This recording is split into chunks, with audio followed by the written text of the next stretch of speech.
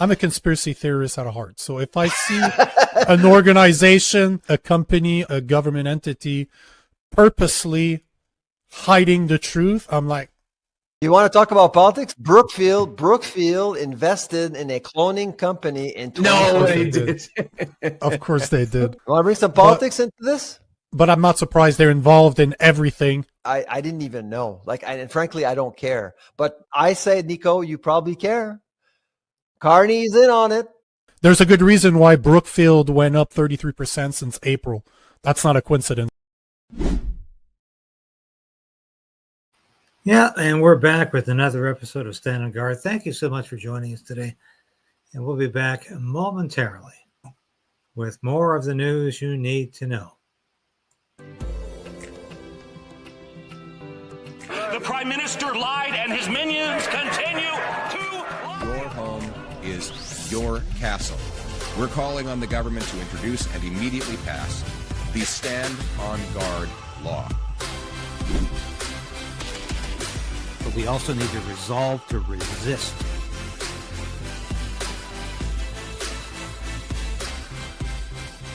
Okay. We'll do it live. Okay. Well, no. We'll do it live. I'll write it and we'll do it live.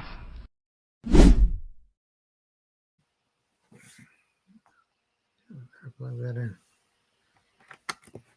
Thank you so much for joining us today on Stand Art, and I'm your host, David Crayden. I was hoping to get Katie. I was going to say, I always pronounce her name for last name the wrong way, but Passadney on the show. She just informed me she's doing some work on the field.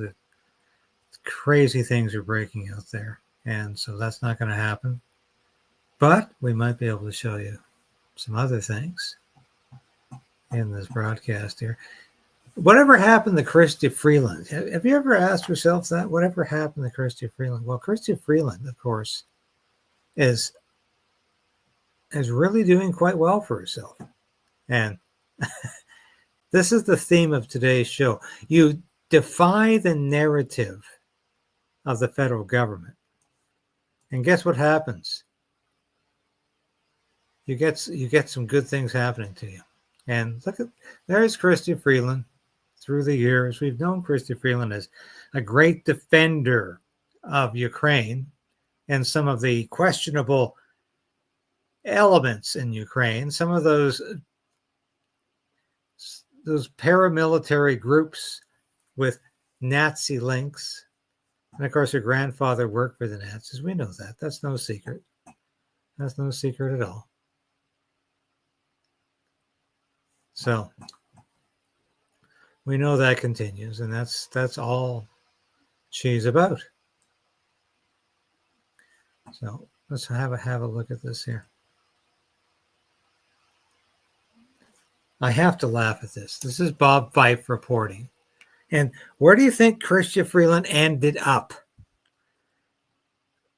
In Oxford, England. And she's basically become the, how should we describe it? She's sort of the czar of all of the Oxford inductees, the trustees of the Oxford Rhodes Scholars.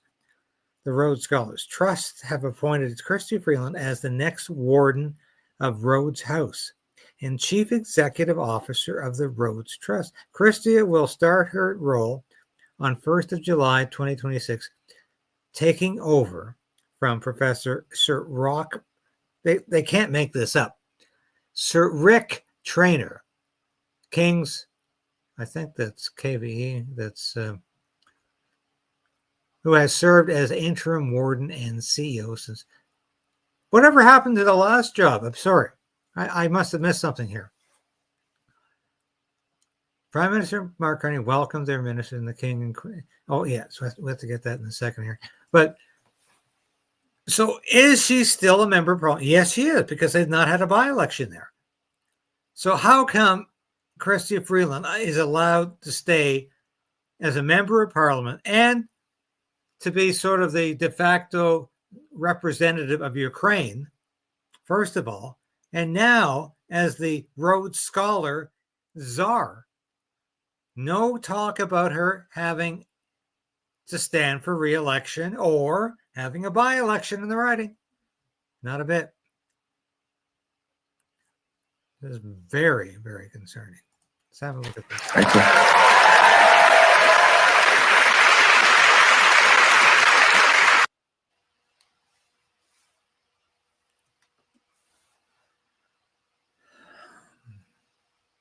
One question, one follow-up. Hey, Our good. first-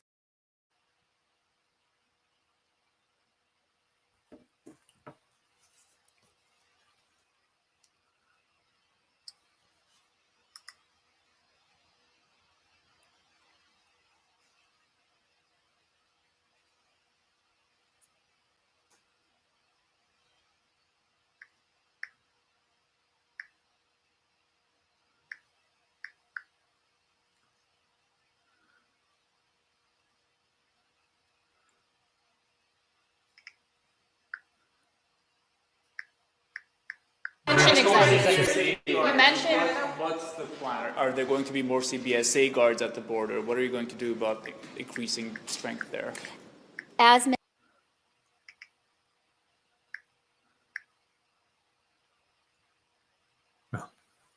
in both personal and corporate, but you're not releasing the information. And the actual follow-up is, I'm just wondering whether the bank accounts will be targeted of individuals who donated to the Give, Send, Go and the GoFundMe campaigns. Are they considered designated people under the Emergencies Act, meaning that their credit cards could be cut and financial services are targeting them as well? Okay, so the names of both individuals and entities, as well as crypto wallets, have been shared by the RCMP with financial institutions, and accounts have been frozen, and more accounts will be frozen. Crowdfunding platforms and payment service providers have started the registration process with FinTrack. In terms of the specifics on whose accounts are being frozen, you now have the regulations. The financial service providers have those regulations as well, and they, working with law enforcement, will be making the operational decisions.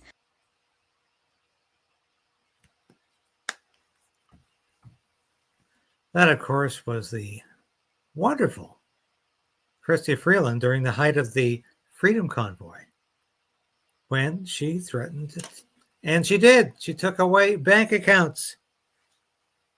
So this is where she's going. I have to ask the question again. Is she going to have to relinquish her seat in the House of Commons? When is she going to be asking for a by-election? She can't work for Ukraine and the Rhodes Scholarship Program and her people in Toronto. So something has to change here. And what is this about? I mean, where did this woman come from anyway? It's absolutely crazy. Here's a great interview with somebody who's been on this show several times, Dr. Naomi Wolf. And she's in conversation here with one of my favorite columnists. A young journalist, younger journalist, of the same generation as the second in command in Canada. Chrystia Freeland. Yes, Chrystia oh my Freeland. God. Yeah, traveled in the same circles. Yeah. The point is, I remember doing my makeup next to her, when she was just leaving a show and I was just going on, and she said, "Oh, I'm going to go run for Parliament of Canada," and I was like, "What?" And I thought, well, you must have really powerful friends, because people are being plucked out of obscurity by the World Economic Forum and situated. Basically, Jacinta Ardern is one of them. Macron, I believe. So we don't know what those relationships are like, but I can tell you as a Rhodes Scholar that it's not that difficult to train a cadre of elites and send them off around the world and basically reward them vastly if they take certain steps, not while they're in office, but afterwards.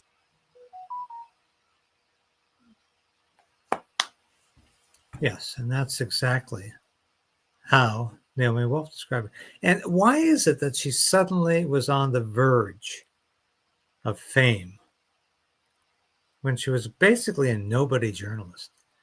Do you really think people can sell their souls for that? I wonder. I really do wonder. Yeah, here we are again with this.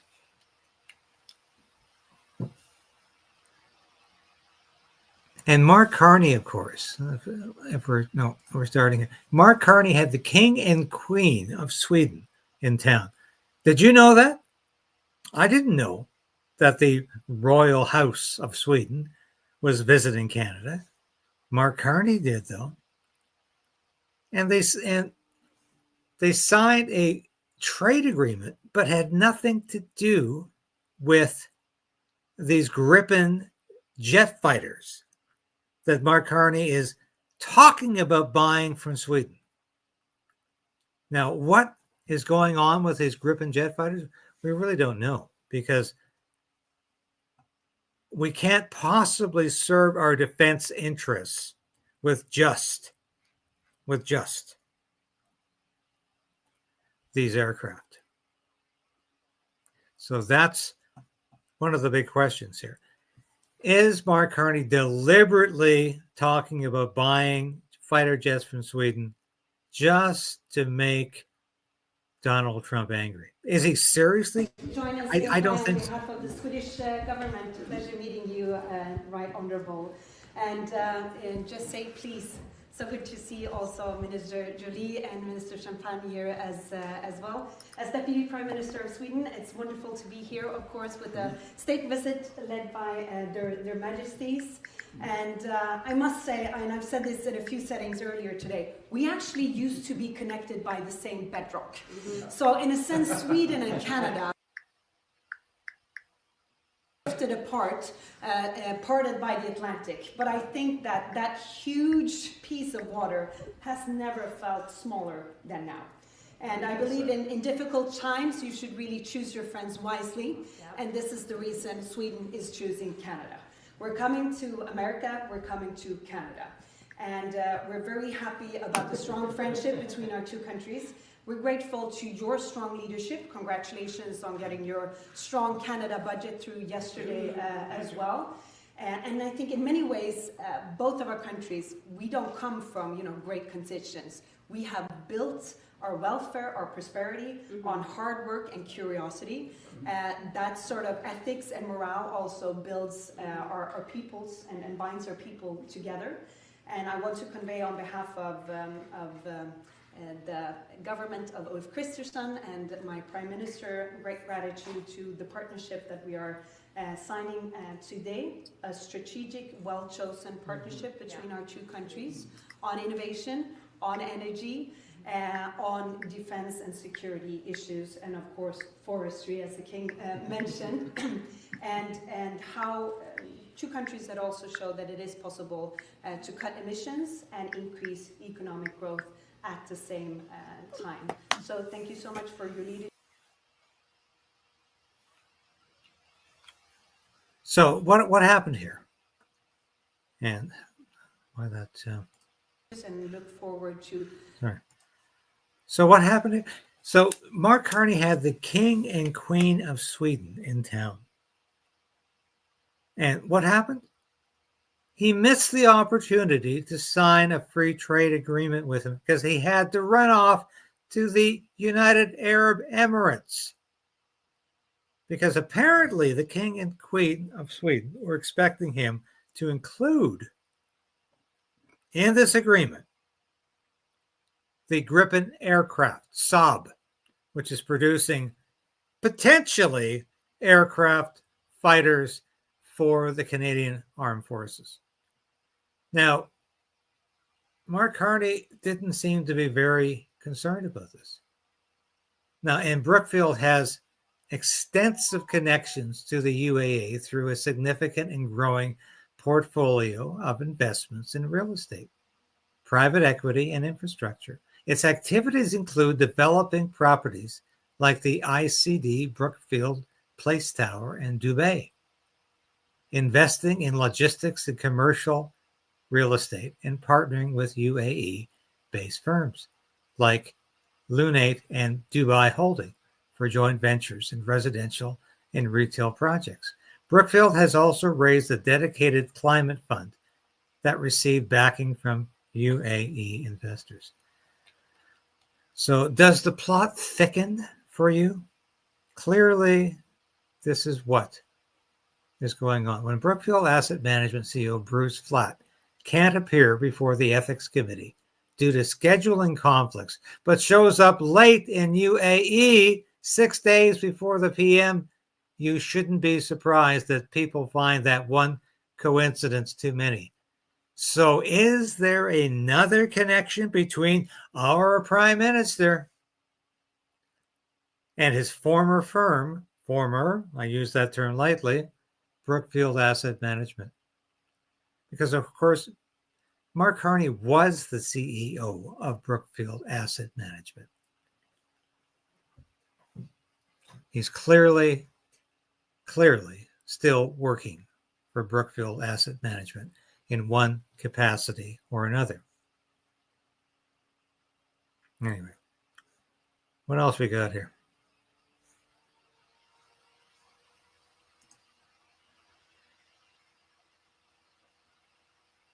Now, why this matters. So I did want to say Brookfield is Canada's largest alternative asset manager, $900 billion. In 2022, it brought 49% of trans, OVA, and genetics. So this is a huge firm involved in this. Now, let's have a look at this great theorist at heart. So if I see an organization, I'm a conspiracy theorist at heart. So if I see an organization, a company, a government entity purposely hiding the truth, I'm like, you want to talk about politics? Brookfield invested in a cloning company in 2020. No, they did. Of course they did. You want to bring some politics into this? But I'm not surprised they're involved in everything. I didn't even know. And frankly, I don't care. But I say, Nico, you probably care. Carney's in on it. There's a good reason why Brookfield went up 33% since April. That's not a coincidence.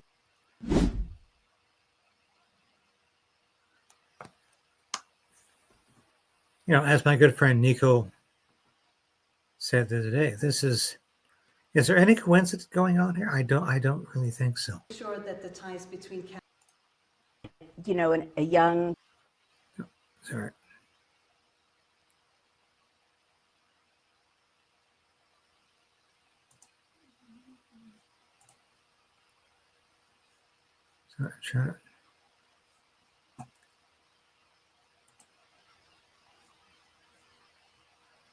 Trying to find that.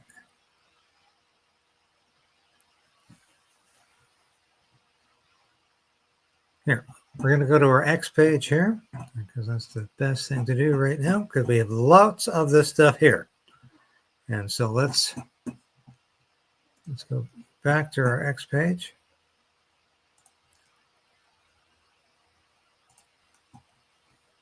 At least last resort, I can find things on here. I want you to watch this because this is a little enigmatic to me. And I wanted Katie on the show today to explain this. I just got a text from her like literally half an hour ago. There's things going on the farm now and crazy things continue to happen on that farm. But what is actually going on? Why did she think she had to go appear in court when the RCMP are telling her they don't know what to charge her with? Well, as I said in this, she's exercising the height of civic responsibility. I think that's what's going on here. So she went to court just in case. If she didn't go to court, they'd ask, where is she? Where's Katie and her mother? But what concerns me about this is that the RCMP could find something to charge her with. And that's Hi, everyone. Katie with Universal Ostrich. We just are leaving the Vernon Courthouse, and they are, we were not on the docket for today. We came in to make sure that we were not on the docket today.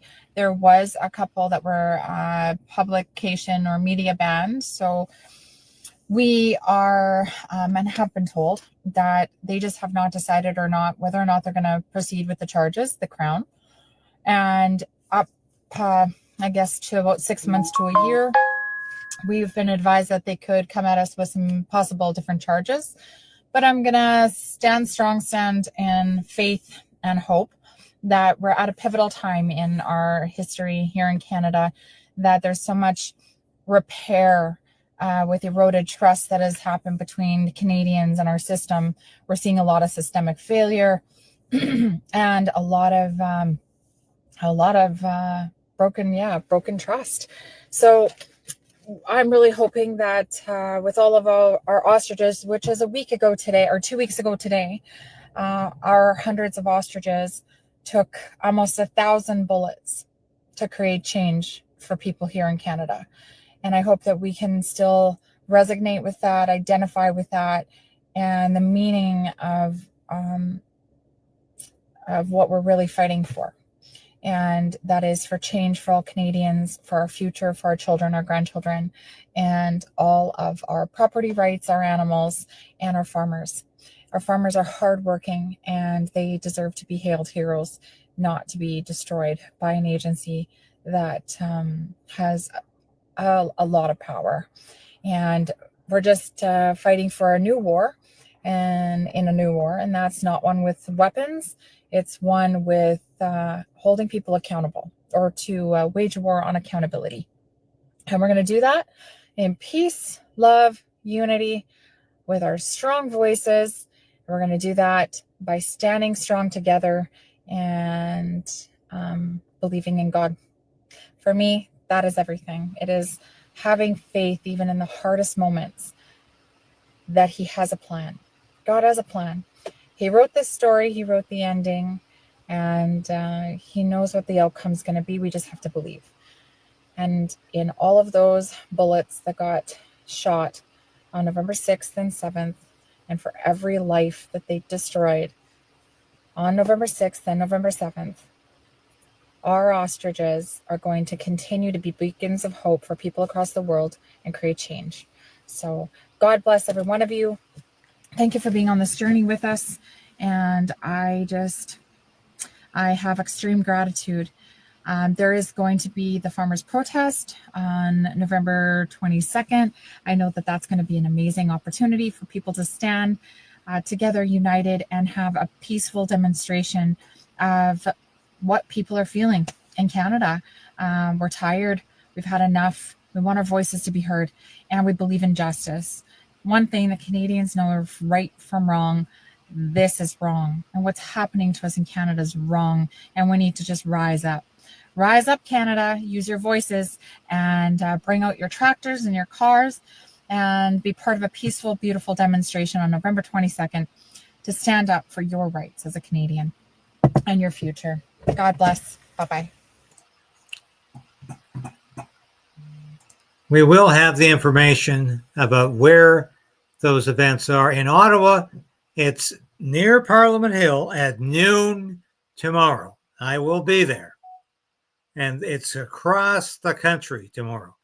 Farmers are coming out and saying enough is enough. We're fighting back against the federal government.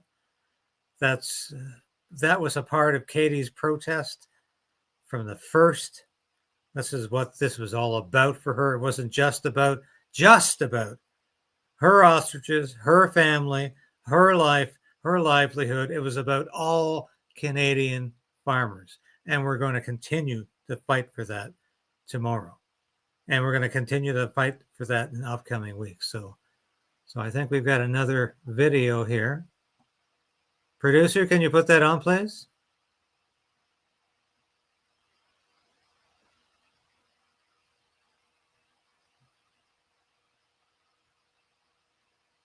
have a model. We've got NORAD. That has been a very, very successful model. We've got the F-35. We think it's been a very successful model as in relationship to an international plane that brought together a consortium that is now delivering the best technology around the world. And, we're working on future generations of planes and those types of things.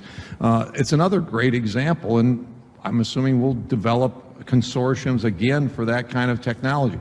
It's the same kind of footprint that we think is the most advantageous for protecting the Arctic and those kinds of things. And when we work together, we get the greatest success. All right, the U.S., Canada, and Finland announced a deal yesterday. I think to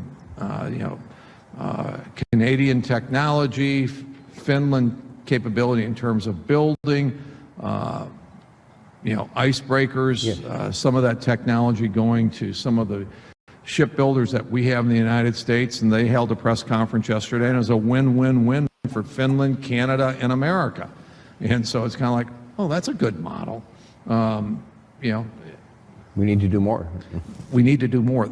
Our defense strategy that we believe, okay, and we're waiting to see whether Canadians confirm that or not, is interchangeability,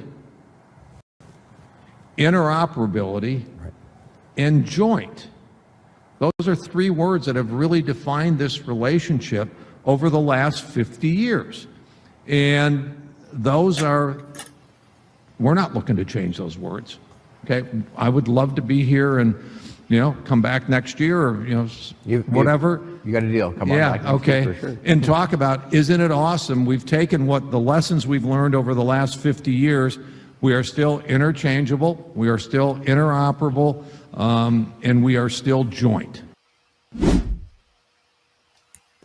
We think North America should be fentanyl free. Exactly. All right, join us in fighting the cartels, vote, in gangs and these types of things. But this whole different level of crime that makes our people unsafe. Let's coordinate on immigration issues and those kinds of things, so we can make significant progress on safety.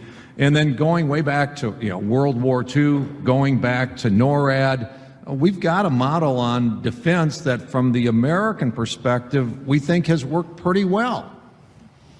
Okay, and so, continue moving down that direction, recognizing that we face a lot more challenges from different parts of the world than we do from each other.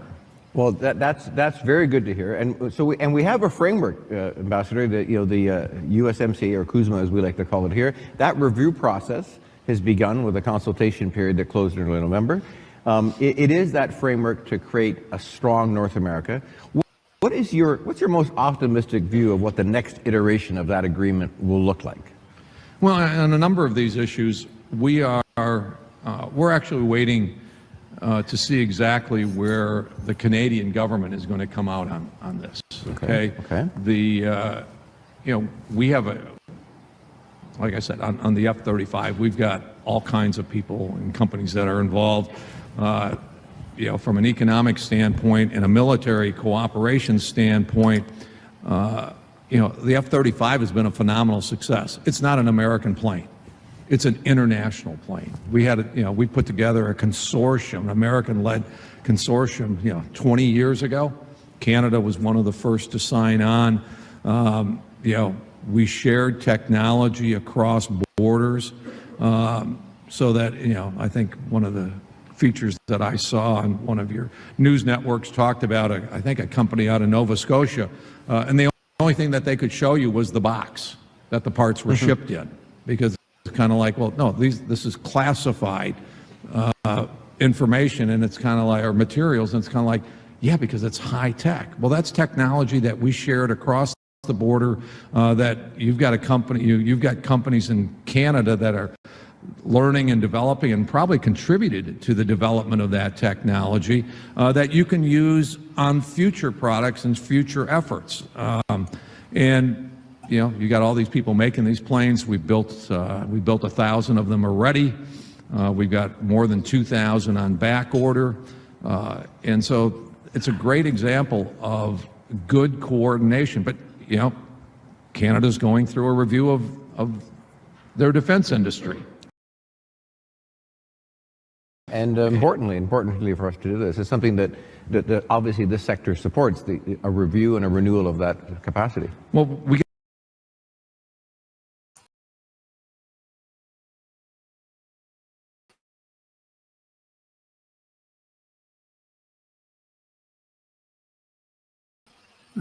here. So what is going on here? The U.S. ambassador to Canada, he's got one very good point here. That yes, there was political interference to some degree by the advertisement from Doug Ford, sort of surreptitiously approved by Mark Carney about Ronald Reagan supporting free trade, even though it's true. What he's wrong about is saying that there was no political interference by the United States in our election, because President Donald Trump clearly announced that he wanted Mark Carney to win that election. He said that on 3 occasions, including the day before the election. So I'm not sure what he's talking about, but he's really correct in terms of why any Canadian acquisition of the of any jet fighter beyond the F-35 is going to be devastating to trade relations with the United States and Canada. And nobody's really talking about that part of it. He has become the demonized, emblematic representative of Donald Trump in Canada. And I don't think he really deserves that. And we're still trying to interview him. I'll tell you, we're getting pushback from the embassy because they're afraid to put this guy in front of any Canadian media because they think they're all hostile. We're not. Got to figure out exactly, you know, what is, we need to know what it means that you're going to build a Canadian defense infrastructure. Right. You know, there might be some that would say, we already have one. Well, and the problem is with some of it, it's like, it's got American logos on the building. I mean, I think of the General Dynamics plant in London. Yes. I've gone through there. I don't know if, when I went through the plant, I don't know if I ran into an American. Okay, it's American Canadian investment. It's on Canadian soil. It's all Canadian workers and these kinds of things. Is that a Canadian product or not?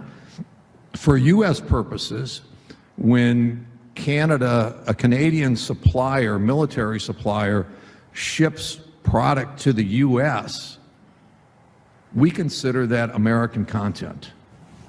And so that's a great segue because, you know, obviously, and we would agree entirely, Canada and the U.S. have built things together for decades. We're good at that. We're good at integrating our economies. We're good at collaborating. Many members in this room, you know, are still concerned about the current tariff situation, to be honest, to be fair. And you've mentioned they could stay for a while. Now, in your point of view, what is the best outcome between our integrated supply chains, and how can we make North America, and I'll use the word North America because we're sitting here in Canada, but North America more competitive, you know, vis-a-vis China, vis-a-vis the EU? What would you think the best outcome? Because today, obviously, many manufacturers are concerned about the tariff situation. Maybe if we look forward, what do you think? What do you think the best outcome will be for both of us? There will be a tariff. Okay, the president has made that, you know, has made it very, very clear. There will be a tariff structure between the U.S. and Canada.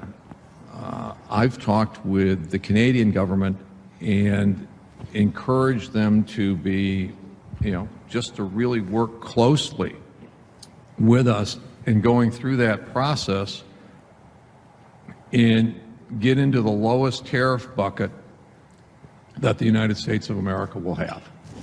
Okay? Okay. And I think the lowest tariff bucket we have right now is the one with the UK. We have agreements now with everybody in the G7 except Canada. We've got agreements, with South Korea. We've got a lot of other agreements. But, the objective, I think, far be it from me to tell Canada what their objective should be. Okay, but I think the Prime Minister has admitted or suggested that yes, there will be tariffs. Well, if there's going to be tariffs and it's recognized by the Canadians, then go for the lowest tariff bucket that you can. Be in that bucket, and then cross-border harmonization and these types of things. The more that we can harmonize things together, the better that we will be. The better off we'll be. And take a close relationship and make it closer. And, I don't get upset. We don't get upset when the Prime Minister talks about doubling the number of exports to countries other than the United States. It's like, hallelujah, a strong Canada, a strong and prosperous Canada is good for us. Okay? You don't want to live in a weak neighborhood. You want to live in a neighborhood where you've got strong neighbors so that you can feed off of each other, build each other up, benefit from the strengths of the cross-border relationships. So it's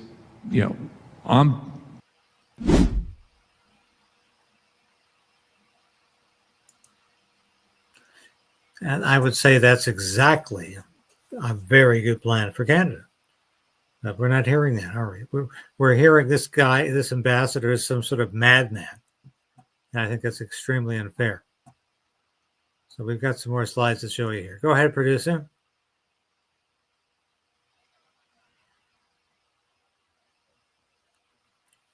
No, I'm supposed to read these. Health Canada has indefinitely paused their proposed policy update on food derived from cloned cattle and swine. I wonder why. There might have been some pushback. The Liberals will have to explain why they failed to communicate this issue to Canadians. And share your thoughts. Foods derived from somatic cell nuclear transfer clones and their offspring policy update. Yeah, exactly. When we need some feedback on this. Next, please. Actually, I think I have these. Look at this. No.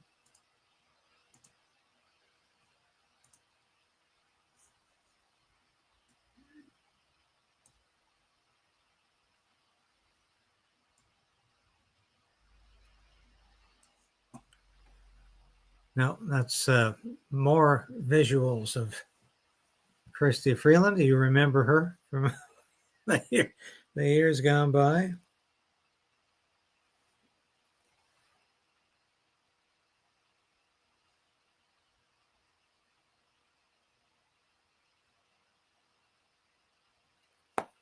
All right. Anyway, we're going to. Yes, very important announcement from J.D. Vance, Vice President J.D. Vance. And with all due respect to my Canadian friends whose politics focus obsessively on the United States, your stagnating living standards have nothing to do with Donald Trump or whatever boogeyman the CBC tells you to blame. The fault lies with your leadership elected by you. This is completely true. This is exactly why this country is falling apart. It's because of failed liberal leadership policies, which we have not rectified. We re-elected another Trudeau Carney government in April, and it's very, very close to becoming a majority government. And it's going to push through not just bad economic policies, but policies that are going to take away your freedom of speech. And we'll be watching this as much as we possibly can, because, it's bad enough that we're letting criminals out on the streets with bail policy. That's very bad. It's bad enough we don't have safe streets. We don't have safe communities. It's bad enough that this country is folding.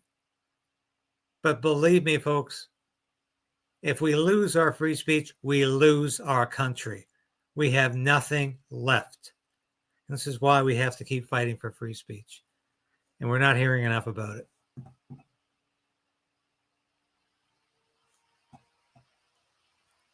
There's another great moment from Chrystia Freeland. You remember that? And Chrystia Freeland is slated to become the next czar of the Rhodes Scholar program. So when you pay your dues to the establishment, you get your rewards. And clearly, Chrystia Freeland is getting her reward. Thanks for watching today, folks. We'll be back again tomorrow.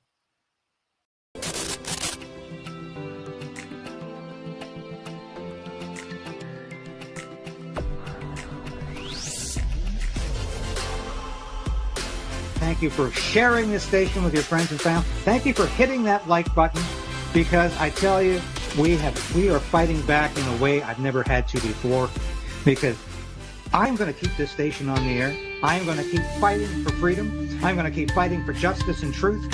And I am damn determined to resist this Carney government in any way possible as it encroaches upon our individual freedom. And it will continue to do that, mark my words. I'll be back again tomorrow. Same time, same place.